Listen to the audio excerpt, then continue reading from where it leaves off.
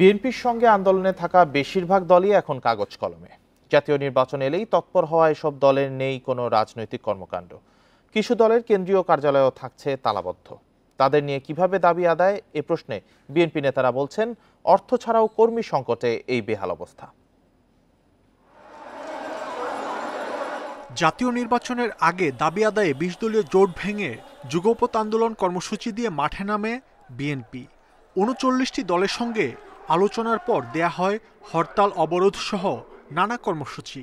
তখন কয়েকটি শরিক দলের নেতাকর্মীদের ঝটিকা মিছিলও দেখা গেছে রাজপথে। তবে minority party, Bangladesh Muslim league, Islamic party, Islamic front সহ যুগপৎ কর্মসূচিতে থাকা বেশিরভাগ দলকেই আলাদা করে চোখে পড়েনি। ভোটের আগে পরে থাকে না তাদের কর্মসূচি। বছরের বেশিরভাগ সময় অফিস তালাবদ্ধ।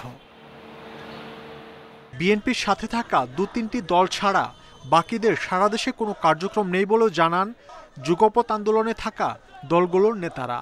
বাংলাদেশ ব্যাপী সাংগঠনিক তৎপরতা চালানোর মতো শক্তি আসলে বাংলাদেশের ২-৪টা রাজনৈতিক দল ছাড়া অন্য কারো রাজনৈতিক দলগুলোর নেই। রাজনৈতিক কর্মকাণ্ড পরিচালনা করা অত্যন্ত কঠিন এবং ব্যয়বহুল একটা বিষয়। আপনার অ্যালাইনমেন্টটাকে যত বেশি আপনি তৈরি করতে পারেন, এটা মানুষের আস্থার জায়গাটা, ভরসার জায়গাটা তত বেশি এটা বৃদ্ধি পায়। ভবিষ্যতে যখন আন্দোলন টানা বাঁধবে, তখন এই দলগুলোর কার্যক্রম বা তাদের তৎপরতা এটা আরও বৃদ্ধি পাবে। তবে বিএনপির সঙ্গে যুগপৎ আন্দোলনে থাকা কয়েকটি নতুন ও ছোট দল নানা ইস্যুতে কর্মসূচি নিয়ে ভোটের পরও চেষ্টা করছে রাজপথে থাকতে। বিএনপির সাথে আমাদের আলোচনা চলছে। আন্দোলন মুভমেন্ট জোরও থাকতে পারে, আস্তে হতে পারে। সব দল তো সবসময় মাঠে থাকতে পারে না। এই প্রশ্নে বিএনপি নেতারা বলছেন, ছোট দলে কর্মী সমর্থক কম থাকলেও বৃহত্তর স্বার্থে তাদের নিয়েই দাবি আদায়ের আন্দোলনে থাকবেন তারা। বিএনপি বর্তমানে যে কিছু বিরোধী দলের সাথে যুগপৎ আন্দোলনে আছে, এটির প্রয়োজনীয়তা অনস্বীকার্য। রাজনীতি মাঠ হলো ওপেন কম্পিটিশন, উন্মুক্ত প্রতিযোগিতা। যারা জনগণকে নিজেদের কাতারে ভিড়াতে পারে তারাই সাকসেসফুল। আমাদের এই যে ছোট ছোট রাজনীতিক যাদেরকে এখন দেখা যায়, ছোট ছোট রাজনৈতিক দলগুলো, এদেরও ভবিষ্যৎ আছে বলে আমরা মনে করি। পাশাপাশি কর্মী ও জনসমর্থন বাড়াতে ছোট দলের নেতাদের আরও সক্রিয় হওয়ার পরামর্শও দিচ্ছে বিএনপি। মাহমুদ শরীফ, ইন্ডিপেন্ডেন্ট নিউজ, ঢাকা। ১৪ দলীয় জোটের প্রাসঙ্গিকতা ফুরিয়ে যায়নি মনে করলেও এই জোটের কার্যকারিতা ও ভবিষ্যৎ নিয়ে দ্বিধা ও অন্ধকারে আওয়ামী লীগের শরিক দলের নেতারা। তাদের দাবি, মূল দলের উদাসীনতাতেই এই অচলাবস্থা। জোট কার্যকর করতে হলে মেটাতে হবে শরিকদের অসন্তোষ। ২০০৪ সালে আওয়ামী লীগের নেতৃত্বে হয় ১৪ দলীয় জোট। এরপর টানা ৪টি জাতীয় সংসদ নির্বাচনে জোটগতভাবে অংশ নিলেও অসন্তোষ আর চাপা ক্ষোভ আওয়ামী লীগের শরিক দলগুলোতে। ভোটের আগে তৎপরতা চোখে পড়লেও পরে জোট আছে কি নেই তা বোঝার জো নেই। বর্তমান অবস্থার মূল্যায়ন করতে গিয়ে সাম্যবাদী দলের প্রধানের কণ্ঠে হতাশা। তিনি বলছেন, জোট প্রশ্নে সুস্পষ্ট সিদ্ধান্ত ছাড়া শরিক দলে গতি আসবে না। জোট তো ইনডিসিশনে আছে, জোট ফাংশন করবে না করবে না এটা আওয়ামী লীগের উপর নির্ভর করতেছে। প্রধান শরিক দল এ ব্যাপারে তাদের কিছুটা উদাসীনতা এর জন্য দায়ী বলে মনে করি। প্রায় অভিন্ন বক্তব্য বাংলাদেশের ওয়ার্কার্স পার্টির সাধারণ সম্পাদকের। ১৪ দলের মধ্যে সবচেয়ে বড় দল আওয়ামী লীগের যে আন্তরিক উদ্যোগ দরকার ছিল, সেখানে অনেক ঘাটতি দেখা গেছে। নির্বাচনের পর ১৪ দলের কোনো মিটিং হয়নি এবং কোনো পক্ষেরই, কোনো দলেরই কোনো আগ্রহ আছে বলে আমার কাছে মনে হয় না। তবে তত হতাশ নন জাসদ সভাপতি হাসানুল হক ইনু। তার মতে, জোটের জন্য এই বছরটা বোঝাপড়ার। পরে সবাই ১৪ দলের প্রয়োজনীয়তায় একমত হলে গতি আসবে জোটে। চলমান সময়ে আমরা দেখতেছি একদিকে মোল্লাতন্ত্র আর তো শরিকরা সরকার উৎখাতের চক্রান্ত করছে, আরেকদিকে আমরা দেখছি সরকারের ছায়ায় লুটপাটতন্ত্র এবং গুন্ডাতন্ত্র ও জনজীবনকে অতিষ্ঠ করে তুলেছে। এরকম একটি পরিস্থিতিতে কিভাবে আমরা মোকাবেলা করব ১৪ দল নিয়ে, সেই পথনকশা বের করা জন্য যথেষ্ট বুদ্ধি বিবেচনা প্রয়োগ করতে হবে। শুরুতে ১৪ দল নিয়ে জোট গঠিত হলেও এখন আছে ১২টি। আওয়ামী লীগ, গণতান্ত্রিক মজদুর পার্টি, ওয়ার্কার্স পার্টি, সাম্যবাদী দল, জাসদ, গণতন্ত্রী পার্টি, ন্যাপ, গণ আজাদি লীগ, কমিউনিস্ট কেন্দ্র, বাংলাদেশের সমাজতান্ত্রিক দল বাসদ, বাংলাদেশ তরিকত ফেডারেশন বিটিএফ, জাতীয় পার্টি মঞ্জু, এগুলোর মাঝে কয়েকটি দল বাদে বাকি দলগুলোর অস্তিত্ব মূলত প্যাট সর্বস্ব। শাহাদাত স্বপন, ইন্ডিপেন্ডেন্ট নিউজ, ঢাকা।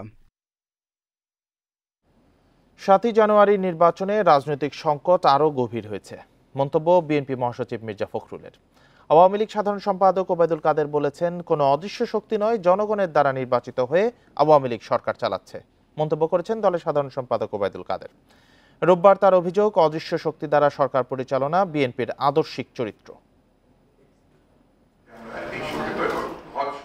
6.5 মাস পর গুলশানে দলের চেয়ারপারসনের কার্যালয়ে সংবাদ সম্মেলনে আসেন বিএনপি মহাসচিব মির্জা ফখরুল ইসলাম আলমগীর। দেশের অর্থনীতি ও রাজনৈতিক পরিস্থিতি নিয়ে বিএনপির অবস্থান তুলে ধরেন তিনি। বিএনপি মহাসচিবের অভিযোগ, পরিকল্পিতভাবে দেশকে ব্যর্থ রাষ্ট্রে পরিণত করেছে আওয়ামী লীগ। আর্থিক খাতে বেশি দুর্নীতি দাবি করে তিনি বলেন, একটি নতুন লুটেরা শ্রেণী তৈরি হয়েছে যারা সরকারকে ক্ষমতায় থাকতে সহায়তা করছে। মূলত 7 জানুয়ারি নির্বাচনে এই সংকট আরও গভীর হয়েছে। উনাদের একটা ফলস ধারণা তৈরি হচ্ছে যে they have overcome the crisis, সংকট থেকে তার উপরে উঠে গেছেন, সংকট আরও গভীর করেছেন। এই বিগত নির্বাচনে আওয়ামী লীগের সংকট আরও গভীর হয়েছে, সরকারের সংকট আরও গভীর হয়েছে, এবং ওনারা যদি এখনই সেটা উপলব্ধি না করেন এবং সে নির্বাচন চেষ্টা না করেন, তাহলে ভবিষ্যৎ তাদের জন্য খুব ভালো না। অন্যদিকে ধানমন্ডিতে আওয়ামী লীগ সভাপতির রাজনৈতিক কার্যালয়ে সমসাময়িক বিষয়ে ব্রিফ করেন আওয়ামী লীগের সাধারণ সম্পাদক ওবায়দুল কাদের। বলেন, কোনো অদৃশ্য শক্তি নয়, জনগণের দ্বারা নির্বাচিত হয়ে সরকার চালাচ্ছে আওয়ামী লীগ। বাংলাদেশে সরকার পরিচালনা করছে জনগণের দ্বারা নির্বাচিত সরকার। অদৃশ্য শক্তি দ্বারা সরকার পরিচালনা তো বিএনপির আদর্শিক চরিত্র।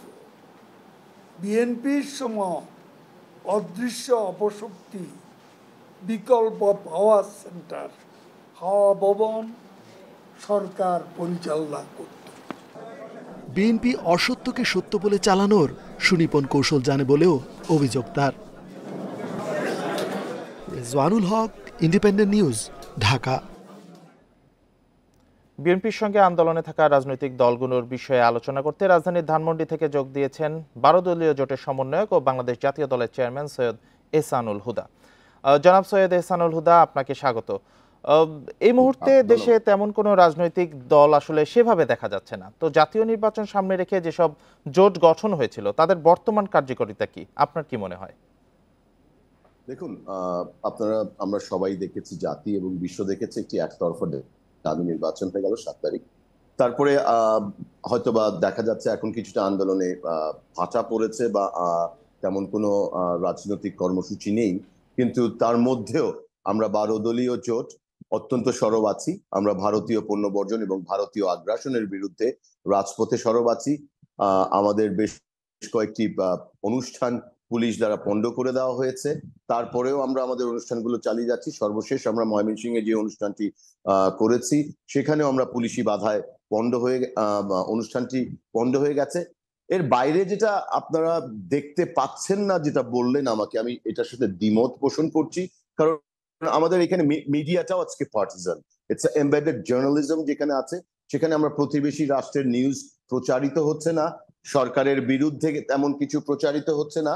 আমরা আজকে এমন একটি অবস্থায় আছি, প্রতিপক্ষ যদি রাজনৈতিক দল হতো তখন তাদেরকে মোকাবেলা করা যায়, কিন্তু আজকে আমরা একটি রাষ্ট্রকে প্রতিপক্ষ হিসেবে পেয়েছি। একটি নির্বাচনে রাষ্ট্র যখন প্রার্থী হয়ে যায়, রাষ্ট্র যখন ভোটে জিততে চায়, তখন এই দেশের সাধারণ নাগরিকদের তেমন কিছু করার থাকে না। বাংলাদেশের মানুষ মুক্তিকামী, স্বাধীনতাকামী, তারা গণতন্ত্রকামী মানুষ। আমরা দেখেছি যে আমাদের অধিকারগুলো যেভাবে হরণ করা হয়েছে, আজকে আমাদের গণতন্ত্রকে হত্যা করা হয়েছে, দেশের ভোটাধিকার যেটা হরণ করা হয়েছে, মানুষ তার হারানো অধিকার ফিরিয়ে নেওয়ার আন্দোলনে সোচ্চার আছে।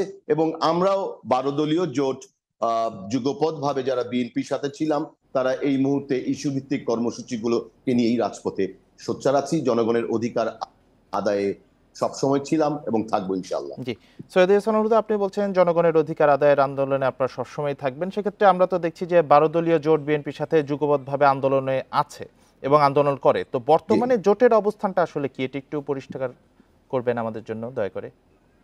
আমি একটু আগেই বললাম যে আমরা 12 দলীয় জোট ভারতীয় পণ্য বর্জন আগ্রাসন এবং আমাদের যে অভিন্ন যে 54 নদীর পানি ন্যায্য হিস্যার দাবিতে আমরা আন্দোলনগুলো করে যাচ্ছি।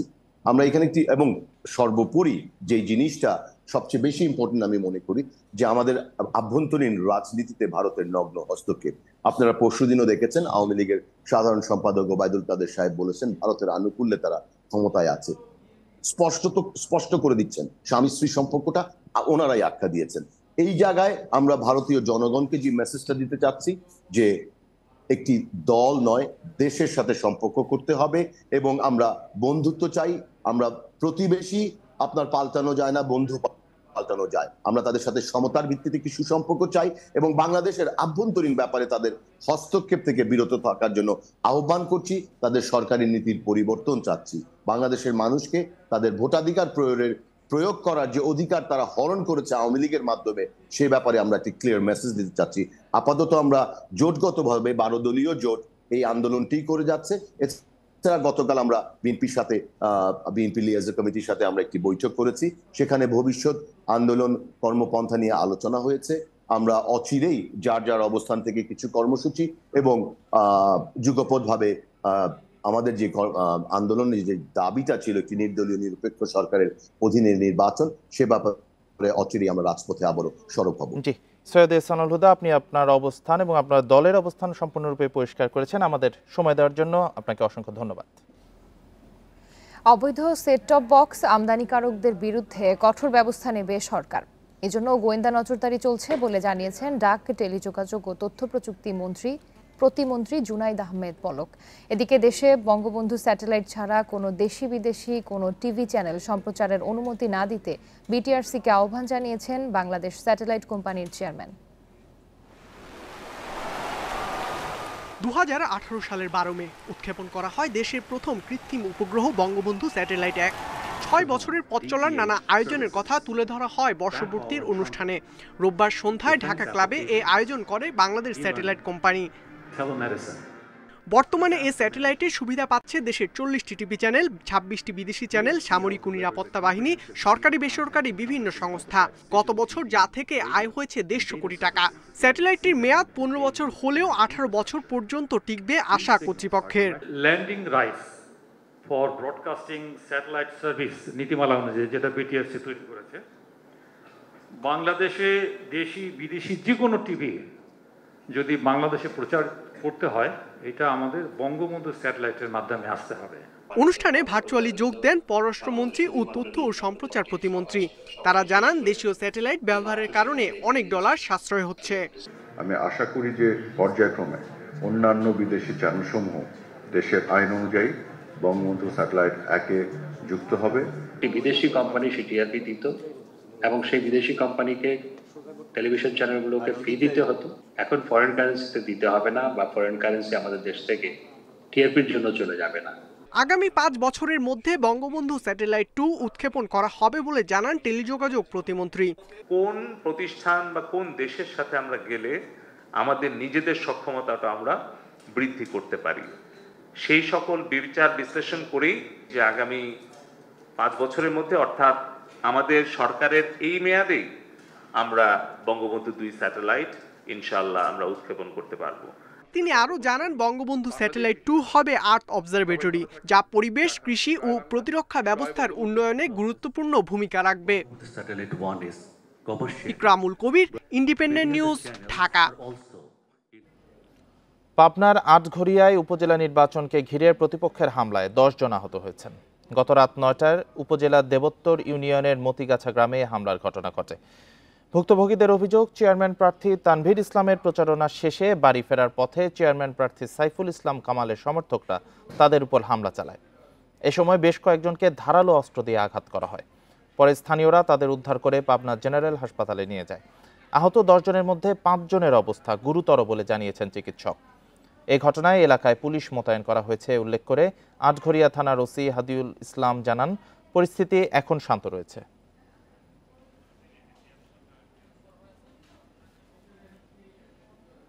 এ বিষয়ে আরো জানাতে পাবনা থেকে যুক্ত হয়েছেন সহকর্মী খায়রুল ইসলাম। খায়রুল, হামলাকারীর অভিযুক্তদের শনাক্ত করা গেছে কিনা, কোনো মামলা করা হয়েছে কিনা, এলাকার পরিস্থিতি এখন কেমন দেখছেন? আসলে আপনি জানেন যে গত রাত 9টার দিকে আমি যেখানে অবস্থান করছি ঠিক এই জায়গাতেই আসলে দেবোত্তর ইউনিয়নের মতিগাছা এই গ্রাম, এইখানে আসলে রাত 9টার দিকে তানভীর ইসলাম, চেয়ারম্যান প্রার্থী তানভীর ইসলামের সমর্থকরা যখন মতিঝিল নামক স্থান থেকে আসলে নির্বাচনী প্রচারণা শেষ করে এদিক দিয়ে তারা বাড়ি যাচ্ছিল, এই সময় এখান থেকেই আসলে তারা বেশ কিছু চেয়ারম্যান প্রার্থী সাইফুল ইসলাম কামাল সমর্থকরা এখানে অবস্থান করছিল এবং তা আগে থেকেই তারা আসলে এখানে অবস্থান করার ফলে তাদের উপর হামলা হয় এবং হামলাতে আসলে বেশ কয়েকজন আহত হয়। এর মধ্যে গুরুতর অবস্থায় আসলে 5 জনকে পাবনা জেনারেল হাসপাতালে ভর্তি করা হয় এবং একজনের অবস্থা আশঙ্কাজনক হয়, তাকে রাজশাহী মেডিকেল কলেজ হাসপাতালে পাঠানো হয়েছে। আপনি জানেন যে আসলে এই নির্বাচন উপজেলা নির্বাচনী প্রচারণা করতে গিয়ে এর আগেও কিন্তু এই উপজেলাতে আরও বেশ কয়েকটি ঘটনা ঘটেছে এবং তারই পরিপ্রেক্ষিতে এই গত রাতের এই ঘটনার পরেই আমরা আসলে জানতে চেয়েছিলাম পাবনার আটঘরিয়া থানার ভারপ্রাপ্ত কর্মকর্তা ওসি হাদিউল ইসলামের সঙ্গে। তিনি আসলে জানিয়েছেন যে রাতেই আমরা এখানে পুলিশ মোতায়েন করেছি এবং পুলিশ মোতায়েনের পরপরই আসলে এলাকা শান্ত হয় এবং এখন আমি যেখানে অবস্থান করছি আসলে এখন এখানে পুলিশ না থাকলেও শান্ত হওয়ার পরেই পুলিশ এখান থেকে আসলে সকালের দিকে তারা থানায় ফিরে গেছে। তবে পরিস্থিতি এখন শান্ত রয়েছে এবং এই ঘটনায় এখন পর্যন্ত মামলা হয়নি। পুলিশ বলছে যে অভিযোগ পেলেই তারা আসলে এই বিষয়গুলো নিয়ে আসলে থানায় মামলা দায়ের করবেন এবং আমরা জানতে চেয়েছিলাম পুলিশের কাছে যে এই বিষয়ে তারা গ্রেপ্তার করেছেন কিনা, তবে এখন পর্যন্ত কোনো গ্রেপ্তারের খবর নেই। তবে পরিস্থিতি এলাকায় শান্ত রয়েছে। এই ছিল আমার কাছে আসলে সর্বশেষ। পাবনায় উপজেলা নির্বাচন ঘিরে সংঘাতের বিষয়ে জানাচ্ছিলেন সহকর্মী খায়রুল ইসলাম। সকাল থেকে নীলফামারীর সৈয়দপুর বিমানবন্দরে স্বাভাবিক রয়েছে ফ্লাইট ওঠানামা, তবে রানওয়েতে বৈদ্যুতিক ত্রুটির কারণ এখনো চিহ্নিত করা যায়নি। এর আগে রোববার সন্ধ্যা থেকে বিদ্যুৎ বিভ্রাটের জেরে রানওয়েতে আলো না জ্বলায় 3টি ফ্লাইট বাতিল হয়। ভোগান্তিতে পড়েন 1.5 শতাধিক যাত্রী। বিমানবন্দরের ব্যবস্থাপক সুপ্লব কুমার ঘোষ জানান, রানওয়ের লাইটের কেবল মাটির নিচে থাকায় কোথায় ত্রুটি তা শনাক্তে কিছুটা সময় লাগছে। বিমানবন্দরে উন্নয়ন কাজ চলমান থাকায় বৈদ্যুতিক সংযোগ কাটা পড়তে পারে, তবে সুনির্দিষ্ট কারণ এখনও চিহ্নিত করা যায়নি বলে জানান তিনি। দেশের অভ্যন্তরীণ বিমানবন্দরগুলোর মধ্যে অন্যতম ব্যস্ত সৈয়দপুর বিমানবন্দর। এটি আঞ্চলিক বিমানবন্দরে উন্নীত করার কাজ চলছে।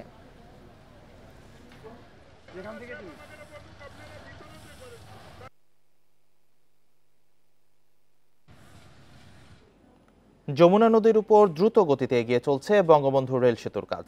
এবছরের ডিসেম্বরে সব কাজ শেষ হবে। এতে রেল যোগাযোগে গতি আসবে, বাড়বে ব্যবসা বাণিজ্য। তবে সেতু থেকে জয়দেবপুর পর্যন্ত সিঙ্গেল লেন হওয়ায় কাঙ্ক্ষিত সুবিধা পাওয়া নিয়ে রয়েছে সংশয়। এই অবস্থায় এই রুট ডাবল লেন করার দাবি ব্যবসায়ীদের। যমুনার বুকে এখন দৃশ্যমান বঙ্গবন্ধু রেল সেতু। এরই মধ্যে টাঙ্গাইল অংশে মূল সেতুর কাজ প্রায় শেষ। স্টেশন নির্মাণ ও সেতুর উপর লাইন বসানোর কাজ চলছে, যা আগস্টের মধ্যে শেষ হবে। আর সিরাজগঞ্জ অংশের কাজ শেষ হবে ডিসেম্বরে। প্রকল্পের কাজ যথাসময়ে শেষ হবে আশা নির্মাণ সংশ্লিষ্টদের। এরপর সেতুটি ট্রেন চলাচলের জন্য উন্মুক্ত করে দেয়া হবে।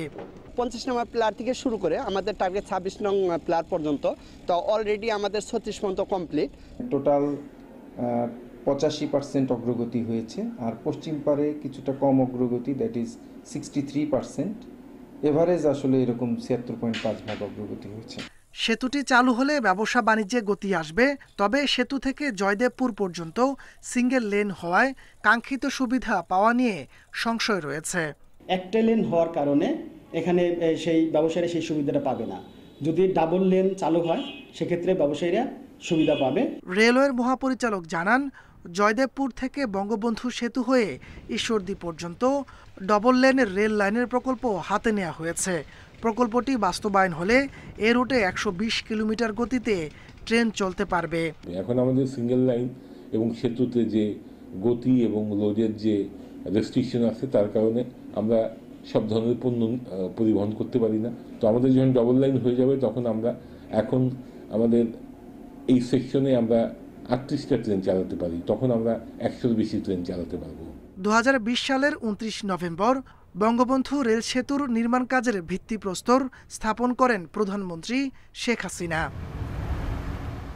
Independent news. এই বিষয়টি নিয়ে আরো জানাতে টাঙ্গাইল থেকে যুক্ত হয়েছেন সহকর্মী মামুনুর রহমান। মামুনুর, ডিসেম্বরের মধ্যে সেতুটির কাজ শেষ হবে, তো চালুর পরিকল্পনার বিষয়ে কি জানা গেছে?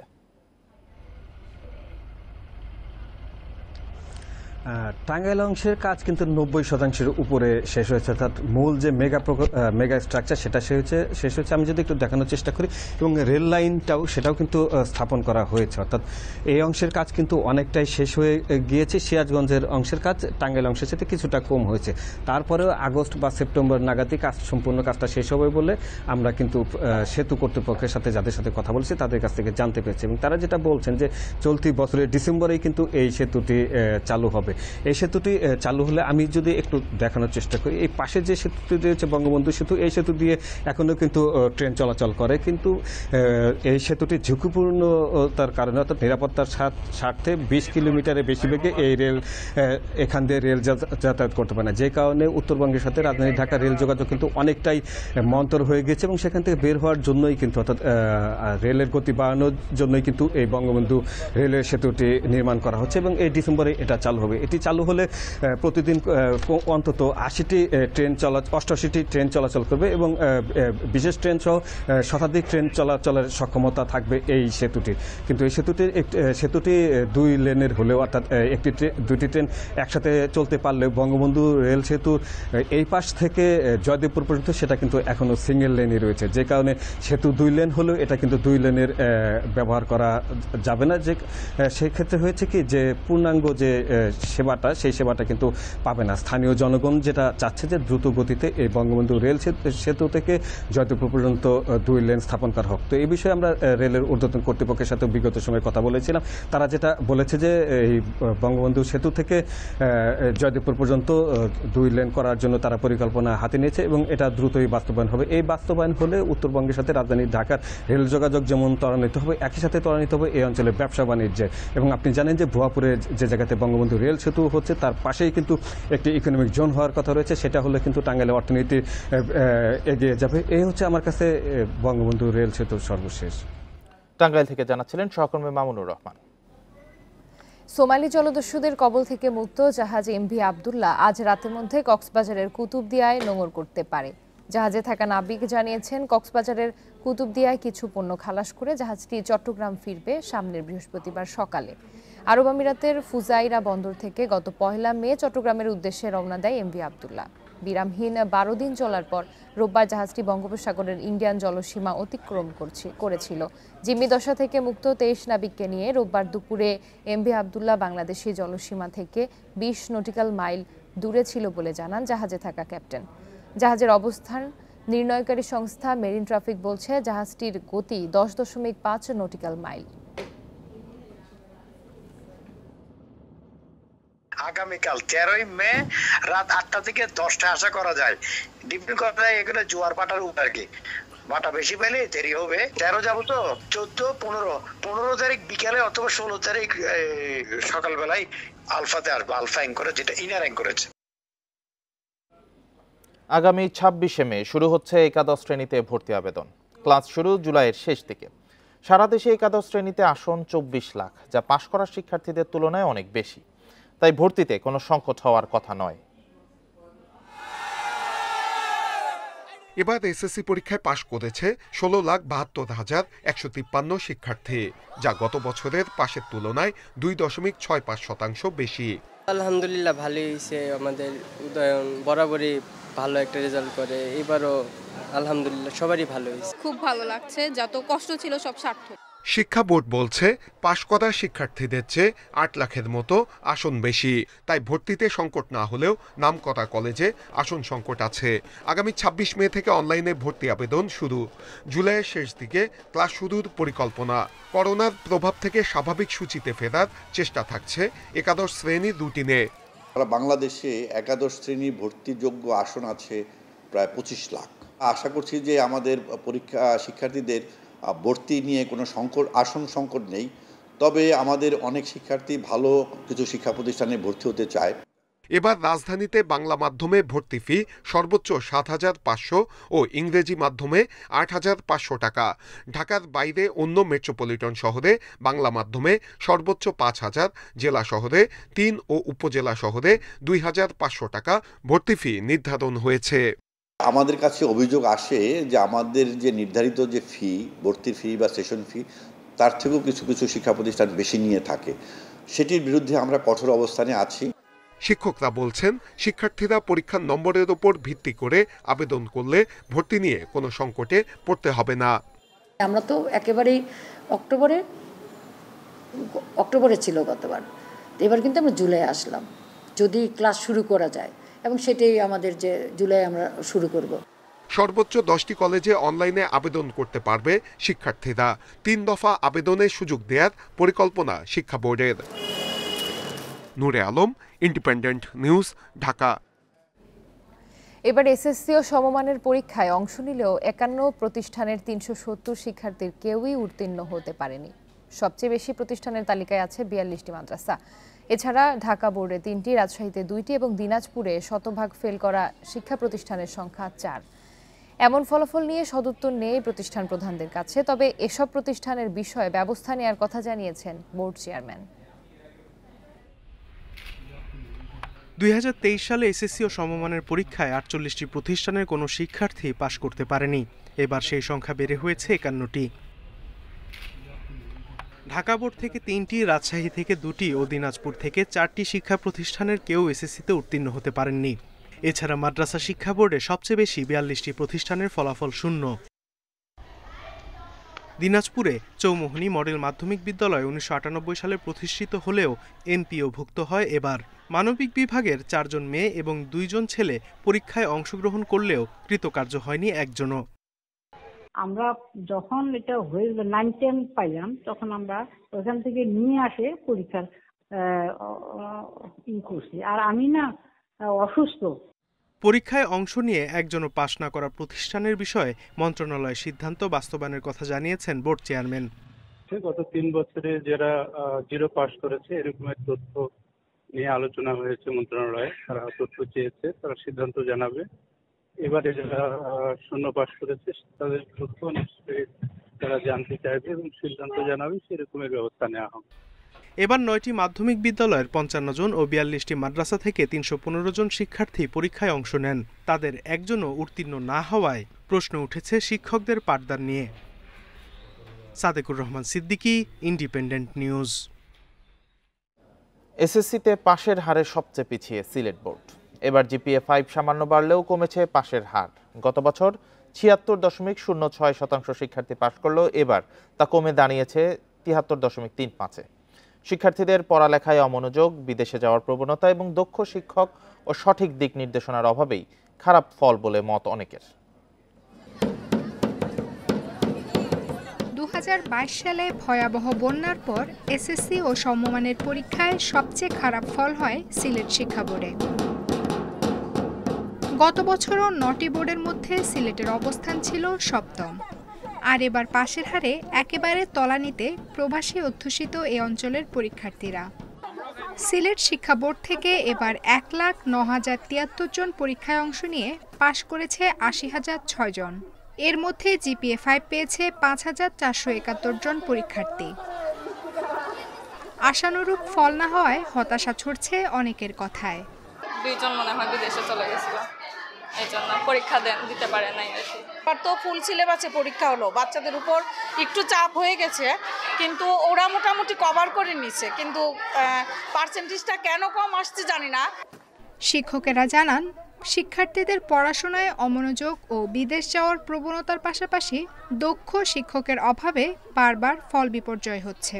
আসলে শিক্ষার্থীদের প্রচেষ্টার অভাব অবশ্যই আছে, বা অভিভাবকদের আর বিদেশ গমন হয়তো বা একটা কারণ থাকতে পারে এটার মধ্যে। আমাদের প্রশাসনিক কর্মকর্তাবৃন্দ সবাই মিলে এটা প্রচেষ্টা গ্রহণ করছেন কিভাবে এই অঞ্চলে শিক্ষার হারটা বাড়ানো যায়। মানবিক বিভাগের 6% শিক্ষার্থী ফেল করেছে সাধারণ বিজ্ঞান বিষয়ে। বোর্ডের ফল বিপর্যয়ে এর প্রভাব পড়েছে বলছেন কর্মকর্তারা। এই সাধারণ বিজ্ঞান ৭৭,০০০ পরীক্ষার্থী, একটা বিষয়ে আমার ৬% পার্সেন্টেজ কমাই দিয়েছে। ইংরেজি বিষয়ের, গণিত বিষয়ের, বিজ্ঞান বিষয়ের শিক্ষক, ভালো শিক্ষকের সংখ্যা খুবই কম। সিলেট শিক্ষা বোর্ডে এবার সবচেয়ে ভালো করেছে বিজ্ঞান বিভাগের পরীক্ষার্থীরা, আর খারাপ ফল হয়েছে মানবিক বিভাগের। Independent news. মুক্তিযুদ্ধের অন্যতম সংগঠক ও বামপন্থী নেতা হায়দার আকবর খান রনকে কেন্দ্রীয় শহীদ মিনারে শ্রদ্ধা জানানো হবে আজ। সিপিবির এক বিজ্ঞপ্তিতে জানানো হয়, সকাল 10টা থেকে বেলা 11টা পর্যন্ত শ্রদ্ধা জানানোর জন্য হায়দার আকবর খান রনর মরদেহ সিপিবি কার্যালয়ে রাখা হবে। এরপর বেলা 12টা থেকে 1টা পর্যন্ত শ্রদ্ধা নিবেদনের জন্য মরদেহ কেন্দ্রীয় শহীদ মিনারে রাখা হবে। পরে ঢাকা বিশ্ববিদ্যালয় মসজিদে অনুষ্ঠিত হবে তার জানাজা। এরপর বনানীতে মা বাবার কবরের পাশে তাকে দাফন করা হবে। শুক্রবার দিবাগত রাতে রাজধানীর একটি হাসপাতালে মারা যান হায়দার আকবর খান রন।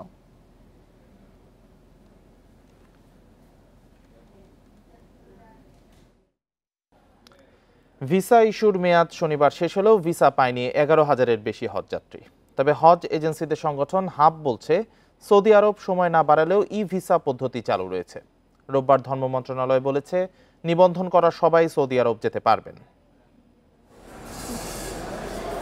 হজ চুক্তি অনুযায়ী 29 এপ্রিলের মধ্যে ভিসা প্রক্রিয়া শেষ করতে বলেছিল সৌদি আরব, কিন্তু বাড়ি ভাড়া সহ আনুষঙ্গিক কাজ শেষ না হয় মেয়াদ বাড়ানো হয় আরও 2 দফা। সবশেষ শনিবার ভিসা ইস্যুর সময় শেষ হলেও 11,000-এর বেশি হজযাত্রী ভিসা পাননি। এরই মধ্যে সময় বাড়ানোর আবেদন করেছে ধর্ম মন্ত্রণালয়। তারা আশা করছে নিবন্ধন করা সবাই হজে যেতে পারবেন। 83,711 জনের এনরোলমেন্ট করা আছে ভিসা সিস্টেম। এখন শুধুমাত্র সাবমিট করলেই হয়ে যাবে। আমরা এই সংখ্যা উল্লেখ করেই তাদেরকে জানিয়েছি এবং তাদের কাছে বিষয়টা বিবেচনাধীন আছে। আমরা আশা করছি খুব শীঘ্রই এটা জানতে পারবো। আমরা কোনো অনিশ্চয়তা এই কারণে চিন্তা করছি না, কারণ যেহেতু সৌদি সরকারের কাছে এবং সৌদি হজ সিস্টেমে আমাদের এনরোল করা আছে এবং এই সংখ্যা জানিয়েই তাদেরকে বলা আছে। এখনও ভিসা না পাওয়া বেশিরভাগই বেসরকারি হজযাত্রী। এজেন্সিদের সংগঠন হাব বলছে, সৌদি আরব সময় না বাড়ালেও ই ভিসা পদ্ধতি চালু রয়েছে, তাই চাইলেই ভিসা করতে পারছে এজেন্সিগুলো। অন্যান্য বছর কিন্তু হজ ফ্লাইট শেষ হওয়ার 1 সপ্তাহ আগ পর্যন্ত ভিসা ইস্যু চলমান থাকে। এবছর হয়তো একটু আগে বন্ধ করার একটা সিদ্ধান্ত নিয়েছিল সৌদি সরকার, তবে এখনো এই ভিসা আর সিস্টেমটি কিন্তু চালু আছে। ভিসা ইস্যু হচ্ছে, এটা বন্ধ হয় নাই। সো আমাদের ভিসা করতে কোনো সমস্যা নাই। আর ভিসা আমরা বাংলাদেশ অন্যান্য দেশ থেকে এগিয়ে আছে। ইন্ডিয়া, পাকিস্তান থেকে আমরা আরো ভিসার সংখ্যা, ইস্যুর সংখ্যা এগিয়ে আছি। 9 মে থেকে রোববার দুপুর পর্যন্ত 28টি ফ্লাইটে সৌদি আরবে গেছেন 11,017 যাত্রী। Adilur Rahman, independent news, Dhaka. আসছে বাজেটে জলবায়ু পরিবর্তনের চ্যালেঞ্জ মোকাবিলায় বরাদ্দ বাড়ছে। এর একটি অংশ খরচ করা হবে নগর বনায়নের জন্য। রোববার ঢাকা বিশ্ববিদ্যালয়ে এক অনুষ্ঠানে পরিবেশমন্ত্রী সাবের চৌধুরী এসব কথা বলেন। এ সময় 2050 সালের মধ্যে কার্বন নিঃসরণ শূন্যে নামিয়ে আনতে 2 সিটি কর্পোরেশন কাজ করবে বলেও জানান তিনি। প্রতি বছর দেশের বিভিন্ন এলাকা থেকে রাজধানীতে আসছে অন্তত 6 লাখ মানুষ। বেশ কয়েকটি পরিবেশবাদী সংগঠন বলছে, এদের বেশিরভাগই আসছে জলবায়ু পরিবর্তনের প্রভাবের কারণে।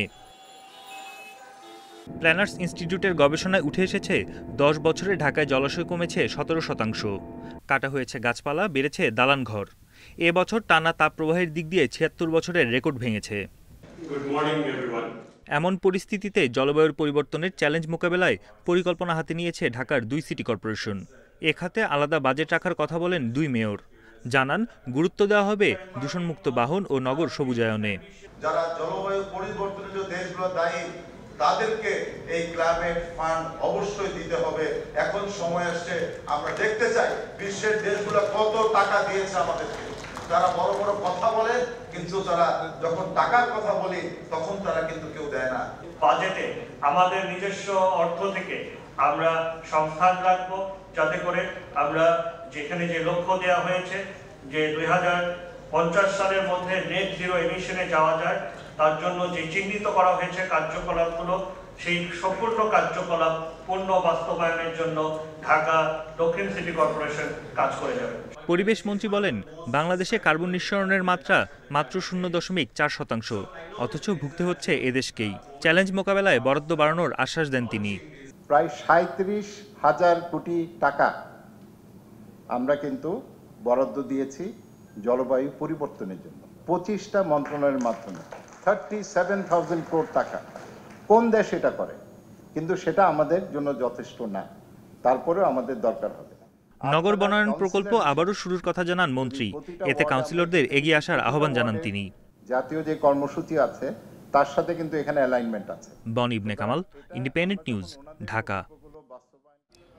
মায়েদের যেন বৃদ্ধাশ্রমে থাকতে না হয়, তাদের রাখতে হবে শ্রদ্ধা ভালোবাসায়। সবার প্রতি এমন আহ্বান জানিয়েছেন গর্ভিণী মা সম্মাননা প্রাপ্তদের সন্তানেরা। বিশ্ব মা দিবস উপলক্ষে রোববার দুপুরে রাজধানীর মহাখালীতে রাওয়া কনভেনশন হলে ইউনিভার্সাল মেডিকেল কলেজ হাসপাতাল আয়োজিত অনুষ্ঠানে এ আহ্বান জানান তারা। এতে মুক্তিযুদ্ধমন্ত্রী বলেন, নিজের মা ও দেশের প্রতি ভালোবাসা বাড়াতে হবে। সন্তানের যে কোনো সাফল্যেই খুশি হন মা, আর সেই সন্তানের জন্য যখন বিশেষ সম্মাননা পান তখন আনন্দের মাত্রা বেড়ে যায় কয়েক গুণ। ছেলে মেয়ের বিশেষ কৃতিত্বের জন্য রোববার 11 জন মাকে সম্মাননা দিল ইউনিভার্সাল মেডিকেল কলেজ হাসপাতাল। আমার বেশিরভাগটাই ছিল বাচ্চাদের প্রতি কেমনে ওদের লেখাপড়া শেখাবো। ছেলের জিতলে মার জিত হয়। বিশ্ব মা দিবসে গর্বিণী মা 2024 সম্মাননার এই আয়োজনে মা ও সন্তানের চোখে মুখে দেখা গেছে খুশির ঝিলিক। আনন্দ অশ্রুতে ভেসেছেন কেউ কেউ। পৃথিবীতে অনেক কিছু অর্জন পাবেন, কিন্তু মাকে জড়িয়ে ধরে যদি ভালোবাসি এই কথাটা বলতে না পারেন তাহলে আপনি জীবনে কিছুই না। আমার আম্মু যত কষ্ট করেছে সেটা আমি কোনো না কোনো ভাবে তাকে ফেরত দিতে পারবো, হয়তো পারবো না, এটা বলার জন্য বলা। আমাদের এই যে কি ওল্ড হোম, যার সন্তান সন্ততি নাই সেটা হতে পারে, দেখার কেউ নাই, কিন্তু সমাজের সন্তানরা প্রতিষ্ঠিত ওই কনসেপ্ট। ওয়েস্টার্ন কালচার আর বাঙালি আমাদের কালচার কিন্তু এক না। মা দিবস আমাদের কিন্তু প্রতিদিনই মা দিবস। অদম্য মেধাবী সন্তান সহ 11 ক্যাটাগরিতে 2014 সাল থেকে মায়েদের এই সম্মাননা দিয়ে আসছে ইউনিভার্সাল মেডিকেল। মানে এটি আমার জন্য অনেক বড় একটি ব্যাপার যে একটি হাসপাতাল কর্তৃক আয়োজিত গর্ভবিনিমা অনুষ্ঠানকে ঘিরে এত উল্লাস, এত অভিব্যক্তি, এটি আমাদেরকে সামনে এগিয়ে চলার জন্য আরো অনুপ্রাণিত করবে। পারিবারিক বন্ধন দৃঢ় করার তাগিদ দিয়ে অনুষ্ঠানের প্রধান অতিথি মুক্তিযুদ্ধ বিষয়ক মন্ত্রী বলেন, সন্তানের কাছে প্রতিটি দিনই হোক মা দিবস। একত্রে বাবা মার সাথে বসে খাবে, এটা বোধহয় আমাদের পারিবারিক পরিবারে এখন থাকছে না। ওই সন্তানের রুমে বসে খাচ্ছে, লেখাপড়া করুক, টিভি দেখুক বা মোবাইল দেখুক, দেখছে। এইটার থেকে একটু বের হয়ে আসে। অনুষ্ঠানে গর্ভিণী মায়েদের সম্মাননা ক্রেস্ট, মেডেল, বিনামূল্যে স্বাস্থ্য পরীক্ষার কার্ড সহ উপহার সামগ্রী দেয়া হয় ইউনিভার্সাল মেডিকেলের পক্ষ থেকে। অনিমেষ কর, ইন্ডিপেন্ডেন্ট নিউজ, ঢাকা। অবশেষে স্বজনকে খুঁজে পেল ময়মনসিংহ মেডিকেল কলেজ হাসপাতালে পড়ে থাকা শিশুটি। সামাজিক যোগাযোগ মাধ্যমে ছড়িয়ে পড়া মৃত বোনকে দেখে সিলেট থেকে ছুটে আসেন তার ভাই। তবে 15 মাসের শিশুটিকে নিয়ে পড়েছেন বিপাকে। হাসপাতাল কর্তৃপক্ষ জানিয়েছেন, শিশুটির মামাকে শনাক্ত করে হস্তান্তর প্রক্রিয়া চলছে আইনগতভাবে। গত 10 মে ভোরে রক্তাক্ত অবস্থায় ময়মনসিংহ মেডিকেলে অজ্ঞাত পরিচয়ে ভর্তি করা হয় এক মা ও তার শিশু সন্তানকে। পরদিন মায়ের মৃত্যু হলে পরিচয়হীন শিশুটির ছবি ছড়িয়ে পড়ে সামাজিক যোগাযোগ মাধ্যমে। 3 দিন পর শিশুটির মামা সিলেট থেকে আসেন ময়মনসিংহে। জানান, প্রথম স্বামীর সাথে বিচ্ছেদের পর 3 বছর আগে অভিমানে বাড়ি ছাড়েন বোন জায়েদা। মাঝে মধ্যে কথা হলেও দ্বিতীয় বিয়ের কোনো তথ্য জানতেন না তারা। তারপরে আমি বিদেশ চলে যাই, তারপরে বোনটা মনে করেন ঢাকা শহরে আসে পরে চাকরির জন্য। হাসপাতালে আসার পর 15 মাসের শিশুটিকে বুকে তুলে নেন মামা, কিন্তু অপরিচিত হওয়ায় তার কাছে যাচ্ছে না শিশুটি। হাসপাতালের তত্ত্বাবধানে থাকা শিশুটিকে হস্তান্তরের প্রক্রিয়া চলছে আইনগতভাবে। পরশুদিন রাতের বাচ্চার মা মারা গেছে, তারপরে বাচ্চাটা এখানেই আছে এবং বাচ্চারা আমাদের এখানে যে নার্সিং ইনচার্জ ছিল তার দায়িত্বেই ছিল এবং তার সাথে সাথে আরও যারা, যেহেতু এটা একটা মানবিক ব্যাপার, আরও যে রুগী যারা আশেপাশে ছিল তারা বাচ্চাটার যত্ন নিয়েছে। লিগ্যাল গার্জিয়ান না পাওয়া যায় ততক্ষণ পর্যন্ত আমাদের নিরাপত্তায়, আমাদের তত্ত্বাবধানে, আমাদের যত্নে, আমাদের চিকিৎসায় বাচ্চা থাকবে। বাচ্চাটির পরিচয় মেলায় খুশি পরিচর্যাকারী রোগী ও নার্সরা। মাহারা শিশুটি স্বজনদের কাছে বড় হবে আশা সবার। আমরা সবাই তারে অন্যভাবে রাখছি, রাখার পরে এখন ওনার মা, ওই মামা আরো কে কে আসছে। বাচ্চাটাকে আমি মনে করি তার সঠিক আত্মীয়র কাছে যদি পৌঁছায় দেওয়া যেত তাহলে বাচ্চার জীবনটা বাঁচত। নার্সেরাও দেখছে, ওরাও খুশি হয়েছে, আমরাও খুশি হয়েছি, ডাক্তাররাও খুশি হয়েছে, পরিবারটা ফিরে পেয়েছে। মা ও সন্তান কিভাবে আহত হয়েছিলেন তা নিয়ে আছে ধোঁয়াশা। এই ঘটনায় সড়ক পরিবহন আইনে ভালুকা থানায় মামলার পর তদন্তে নেমেছে পুলিশ। Independent news. এই ছিল এখনকার সংবাদে। ইন্ডিপেন্ডেন্ট টেলিভিশনের সব খবর আরো বিস্তারিত জানতে চোখ রাখুন ফেসবুক, ইউটিউব, এক্সে। ধন্যবাদ সবাইকে।